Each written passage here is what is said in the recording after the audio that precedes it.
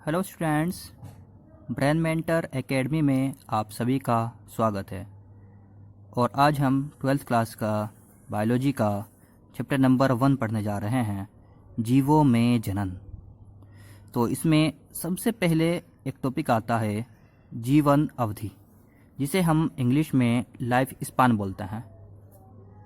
जीवों में जनन, जीवन अवधि यानी लाइफ स्पान। तो देखते हैं लाइफ स्पान के बारे में।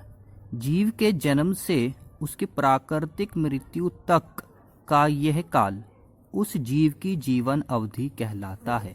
मतलब कोई भी जीव होता है, उसके जन्म जब होता है और उसके जन्म से लेकर उसकी मृत्यु तक, यहाँ पे हमने एक वर्ड यूज़ किया है प्राकृतिक मृत्यु, यानी जीव के जन्म से लेकर उसकी प्राकृतिक मृत्यु तक जो भी टाइम पीरियड होता है, जो भी काल होता है, जितना भी समय होता है, उसे उस जीव की जीवन अवधि कहते हैं। यानी जन्म से मृत्यु तक एक जीव कितना जिया, एक जीव ने कितना टाइम गुजारा, उसे जीवन अवधि या लाइफ स्पान कहते हैं।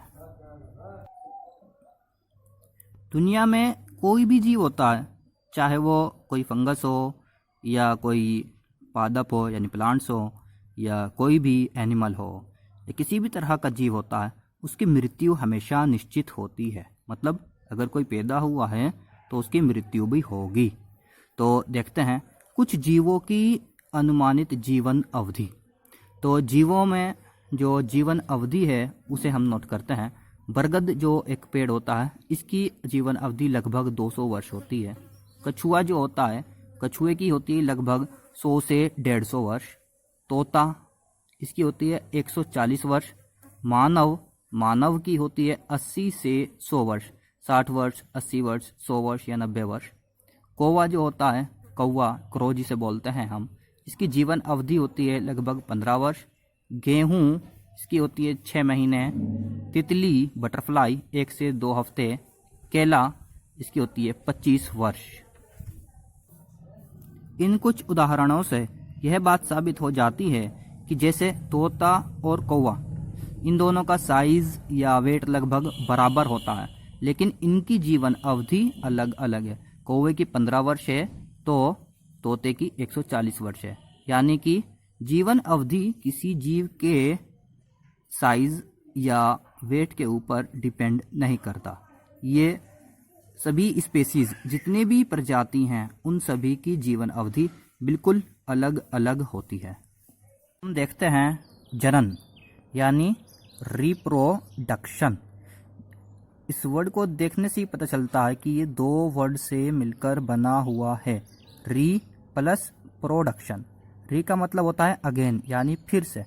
प्रोडक्शन का मायने होता है प्रोड्यूस करना, मतलब एक बार फिर से प्रोड्यूस करना, यह रिप्रोडक्शन कहलाता है। तो इसकी परिभाषा देखते हैं हम। एक जीव अपने समान एक छोटे से जीव यानी संतति को जन्म देता है। एक जीव क्या कर रहा है? अपने ही समान एक दूसरे छोटे से जीव को जन्म दे रहा है। संतति में वृद्धि होती है। तो जो संतति या जो जीव जन्म हुआ है उसमें वृद्धि होती है, उसमें परिपक्वता यानी मैच्योरिटी आती है, तथा इसके बाद एक नई संतति को जन्म देती है। उसमें क्या हुआ? परिपक्वता आई और उसने एक नई और संतति को जन्म दे दिया। इस प्रकार जन्म, वृद्धि तथा मृत्यु चक्र चलता रहता है। जन्म होता है, इसी तरह उसकी वृद्धि होती है, फिर उसका मृत्यु हो जाता है। तो इस तरह एक पूरा चक्र चलता रहता है। तो जन्म क्या होता है हमने ये जाना है। जीव अपने समान एक छोटे से जीव को जन्म देता है, यह आपका जनन कहलाता है। और जनन चक्र क्या होता है? जन्म, वृद्धि तथा मृत्यु। अब हम देखते हैं जनन के प्रकार। जो ये रिप्रोडक्शन होता है, अब हम रिप्रोडक्शन के प्रकार की बात करते हैं, यानी टाइप्स ऑफ रिप्रोडक्शन। ये 2 प्रकार से होता है, एसेक्सुअल एंड सेक्सुअल, यानी अलैंगिक जनन तथा लैंगिक जनन। अगर हम अलैंगिक जनन यानी एसेक्सुअल रिप्रोडक्शन की बात करते हैं तो ये भी कुछ टाइप्स होते हैं इसके भी। हालांकि जो ये जनन के प्रकार हैं अलैंगिक तथा लैंगिक, 12th बेस पर या नीट की प्रिपरेशन के लिए ठीक है, लेकिन जब हम यूजी यानी ग्रेजुएशन लेवल पर बात करते हैं तो जनन के 3 प्रकार हो जाते हैं। तो कौन कौन से होते हैं वो? अलैंगिक और कायिक और लैंगिक।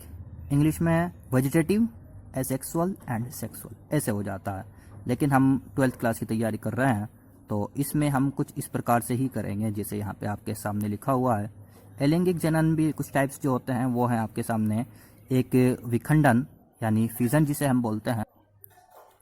फिजन में जैसे अमीबा, फिजन में ये होता है एक जो बॉडी होती है उसमें न्यूक्लियस डिवाइड होना शुरू होता है और 2 पार्ट्स में न्यूक्लियस डिवाइड हो जाता है और धीरे धीरे साइटोप्लाज्म भी 2 पार्ट्स में डिवाइड हो जाता है और एक सेल से 2 सेल हमारे पास आ जाती है जैसे अमीबा या पैरामीशियम। ये अलैंगिक जनन के जो पार्ट्स हैं, टाइप्स हैं, इनकी डिटेल में भी हम पढ़ेंगे वो दूसरी वीडियो में। अब नेक्स्ट है मुकुलन जिसे हम बडिंग भी बोलते हैं। यीस्ट और हाइड्रा में ऐसा होता है। प्लांट बॉडी में या एनिमल बॉडी में एक छोटी सी बड कलिका निकलती है और धीरे धीरे वो बड़ी होकर पेरेंट बॉडी से अलग हो जाती है। ये होता है आपका मुकुलन। एक आता है आपका खंडन यानी फ्रेगमेंटेशन। ये ऐसा होता है स्पायरोगायरा में। जो प्लांट बॉडी होती है, स्पायरोगायरा क्या होता है? एक एल्गी होती है, शैवाल होता है। ये इंटरनल या एक्सटर्नल फोर्स की वजह से 2 या ज़्यादा पार्ट्स में कट जाती है, टूट जाती है और वो सभी फ्रेगमेंट्स, सभी उसके खंड अलग अलग से ग्रो करने लगते हैं। एक आता है पुनरुद्भवन यानी रीजनरेशन, जैसे कि प्लेनेरिया में होता है। एक जो बॉडी है, ऑर्गेनिज्म है, उसकी बॉडी 2 या 3 या ज़्यादा पार्ट्स में कट जाए तो उसका कटा हुआ हर हिस्सा एक नए पार्ट्स में ग्रो हो जाता है, जैसे प्लेनेरिया में होता है। एक आता है बीजाणु जनन यानी स्पोर्युलेशन। कुछ प्लांट्स में या कुछ ऑर्गेनिज्म में स्पोर्स बनते हैं और स्पोर्स जो होते हैं वो माइटोसिस डिवीज़न के द्वारा बनते हैं, यानी क्रोमोसोम नंबर उनमें सेम रहता है जैसे कि उनकी पेरेंट बॉडी में रहा हो। तो उनका स्पोर्स जो होते हैं बिना फ्यूज़न या बिना फर्टिलाइजेशन के ही ग्रो कर जाते हैं जब भी उन्हें मॉइस्ट सरफेस मिलती है। जैसे होता है पेनिसिलियम में। पेनिसिलियम होती है एक फंगस। इसके अलावा कुछ एल्गीज में भी स्पोर के द्वारा रिप्रोडक्शन होता है। कई फंगस होते हैं जिनके अंदर स्पोर्स के द्वारा रिप्रोडक्शन होता है। बात करते हैं अब हम कायिक प्रवर्धन, वेजिटेटिव प्रोपेगेशन। अदरक और ब्रायोफिल्लम जिसे हम अजूबा प्लांट भी बोलते हैं। वेजिटेटिव प्रोपेगेशन ऐसे होता है प्लांट बॉडी के रूट, स्टेम या लीव्स या कोई भी पार्ट होता है उसी के सहारे से कटकर या उसी से ही एक नया जीव निकलना शुरू हो जाता है, वो होता है आपका कायिक प्रवर्धन। बात करते हैं हम लैंगिक जनन की। लैंगिक जनन जैसे कि मानव में होता है। लैंगिक जनन में 2 पेरेंट्स की ज़रूरत होती है और दोनों पेरेंट्स के जो गैमेट्स बनते हैं वो फ्यूज़ होकर क्या बनाते हैं? जाइगोट। और जाइगोट आगे फर्दर डेवलपमेंट कर कर एम्ब्रियो बन जाता है और एम्ब्रियो से एक फुल बॉडी या एक नया जीव बनकर रेडी हो जाता है। जैसे कि मानव या सभी कशेरुकियों में ऐसा होता है। कशेरुकी यानी वर्टिब्रेट्स, नहीं कॉर्डेट्स, कशेरुकी कॉर्डेट्स जो होते हैं अनावृत बीजी और आवृत बीजी, यानी कि जिम्नोस्पर्म, साइकस, स्पाइनस, इफेट्रा। आवृत बीजी जैसे कि एंजियोस्पर्म, जिन पे सभी जो भी प्लांट्स पे फूल आते हैं तो वो सब आवृत बीजी कहलाते हैं। तो उनके अंदर जैसे कि रोज़, इनके अंदर क्या होता है? लैंगिक जनन होता है। तो उम्मीद है आपको जनन के जो प्रकार हैं वो समझ में आ गए होंगे। तो अब हम नेक्स्ट वीडियो में एसेक्सुअल रिप्रोडक्शन को डिटेल में पढ़ेंगे, ये सभी पार्ट्स, और उससे नेक्स्ट वीडियो में हम लैंगिक जनन के बारे में और इसकी डिटेल स्टडी पढ़ेंगे। आप सभी का वीडियो देखने के लिए बहुत बहुत धन्यवाद। आप वीडियो को लाइक, कमेंट्स और शेयर ज़रूर करें। कोई क्वेश्चन हो तो आप वो पूछ सकते हो हमसे कमेंट्स में, और ज़्यादा से ज़्यादा स्टूडेंट्स के साथ शेयर करें ताकि सभी स्टूडेंट्स को इसका फ़ायदा हो सके। लॉकडाउन के इस संकट में किसी भी स्टूडेंट को कोई परेशानी नहीं होनी चाहिए।